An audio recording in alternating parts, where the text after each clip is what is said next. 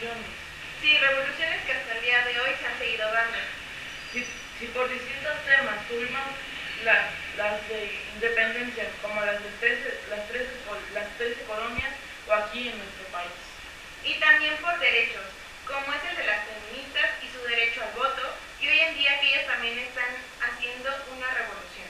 Pero tú sabes, Ivonne, ¿de dónde viene la idea de la revolución? Pues yo sé que es un cambio social, fundamentalmente en la estructura del poder o en organizaciones que toman lugar en un periodo relativamente corto o largo, dependiendo de la estructura de la misma, que incluso en los tiempos de Aristóteles ya existía, pues él describía dos tipos de revoluciones políticas: cambio completo desde una constitución a otra y modificación desde una constitución existente. Y es que a lo largo de la historia hemos podido observar que el hombre fue cambiando sus formas de pensar. Estos años llevó a la ilustración que se desarrolló en Europa en el siglo XVIII, que es llamado el siglo de las luces, y es donde se deja a la religión de lado y comienza a tener mayor peso el pensamiento racional. Algunas consecuencias del pensamiento ilustrado fueron las siguientes: dio un fuerte impulso al desarrollo del método científico y de las ciencias como las conocemos en la actualidad. Su cuestionamiento de los privilegios de sangre fueron los principios de la Revolución Francesa, que terminó con la monarquía absolutiva. Ahora que lo mencionas, hablemos un poco de la Revolución Francesa, pues esta se da en 1789 y en una década lograron muchas cosas. De una monarquía absolutista se había pasado a una república. Ya no había súbditos, sino ciudadanos. La sociedad, antes capitaneada por aristocracia y clero, tenían ahora en la burguesía su motor principal. Tan irreconocible estaba la nación y tan original era el modo en que se habían organizado que hubo que remontarse a la Roma clásica para dar nombre a sus nuevas instituciones: Senado, Consulado, Tribunado, Prefectura, etc. Y tenemos en exclusiva una entrevista con María Antonieta. Buenas tardes, soy Yeshua de Villasoto y vengo del año 2020 para entrevistar. Muy buenas tardes. ¿Qué pensaste al salir de Austria?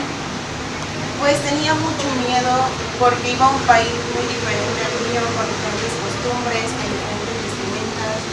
Tenía mucho miedo. ¿Qué edad tenías? Tenía 16 años cuando salí de mi país. ¿Consideras que el pueblo francés te quería? No, de hecho me aborrecían porque me consideraban despilfarradora y la verdad es que más que despilfarrar el dinero, me aborrecían por ser de una diferente nación. ¿Por qué te mandaron a Francia? Mi madre, María Teresa I, trataba de sellar la alianza franco-austriaca y es nacida de la famosa caída de las alianzas en 1756. Esto con el fin de neutralizar la sección de Prusia y la expansión de Inglaterra. ¿Cuándo subes al trono de Francia? El 10 de mayo de 1774. ¿Y qué pasó en tu reinado? La verdad es que se formó una campaña de desprestigio contra mí en mi ascenso al trono. Circulaban panfletos que se me acusaba de despilfarrar el dinero público, frivolidades y de seguirle el juego a Austria. Sin embargo, todo esto era falso y solo era porque nadie de mi pueblo me quería.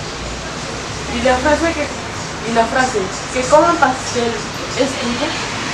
No, para nada. Esta también fue otra calumnia que hizo enfurecer a los franceses. Sin embargo, esto fue confundido porque este dicho venía de la reina anterior y la frase era: si no tienen pan, que les den hojaldre en lugar de paté. Ok, muchas gracias. Wow, y qué curioso que muchos de estos actos llevaron a la Revolución Francesa, ¿no? Sí, es muy inspirador todo esto. Y volviendo a México tuvimos dos revoluciones. Sí, la independencia en 1810 y otro destituir su cargo a Porfirio Díaz en 1910. Sí, y la verdad es que nuestros paisanos la tuvieron muy duro en la historia. Empecemos por la Revolución de Independencia. Aquí los principales personajes son Miguel Hidalgo, José María Morelos y Pavón, La Corregidora, Josefa Ortiz de Domínguez, Ignacio Allende, Vicenta Guerrero, Agustín de Iturbide, Guadalupe Victoria, entre otros. El movimiento independentista tiene como marco histórico la Ilustración y las revoluciones liberales de la última parte del siglo XVIII, los cambios en la estructura social y política, derivados de las reformas borbónicas y una profunda crisis económica en Nueva España, generaron un malestar entre la población. La independencia de México fue un proceso de revolución político y social.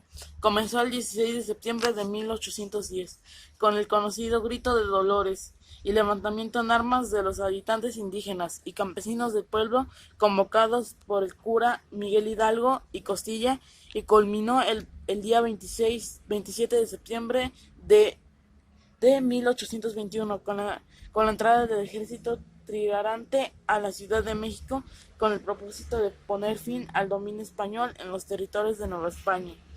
Esto dio un cambio muy grande a nuestro país y junto con la Revolución Mexicana el país se hizo libre. En verdad que es muy interesante todo esto, y ahora en la actualidad tenemos también una gran revolución, pues tenemos a millones de feministas buscando sus derechos. ¿Te enteraste de las cifras de feminicidios en México? No, cuéntanos un poco. Pues en 2019 se reportaron 2.825 asesinatos a mujeres en todo el país. De estos, 1.006 casos fueron tipificados como feminicidios por las autoridades, según información del secretario ejecutivo del Sistema Nacional de Seguridad Pública en enero de 2020. La cifra aumentó notablemente respecto a 2018, cuando se reportaron 912 feminicidios. Algunas sostienen que estas cifras son más altas. Según el fiscal general de México, Alejandro Hertz, los feminicidios han aumentado 137% en los últimos 5 años. Las mujeres en el pasado buscaron su derecho al voto, también el derecho a las minifaldas, y justo ahora buscan la libertad de ser ellas sin ningún miedo. Tenemos varios sucesos importantes que sucedieron este año. Por ejemplo, el 8 de marzo con el Día Nacional Sin Mujeres, donde mujeres de todo el país no asistieron a clases ni a los trabajos, pues querían dar una mirada de cómo contribuyen las mujeres no solo en lo económico, sino en cómo impacta su ausencia. También se dieron múltiples marchas en las cuales muchas fueron pacíficas y muchas otras dándose a escuchar. Y hace poco, el 4 de septiembre, tomaron la CNDH en Ecatepec, lo que habla de una revolución muy fuerte que se viene para los próximos años. Estamos en un año que pasará a la historia y esto notablemente se escribirá en los libros de las próximas generaciones. Estoy de acuerdo. Y bueno, el tiempo se nos ha terminado, pero esperemos que les haya gustado nuestro programa. Yo soy Ivonne Alejandra.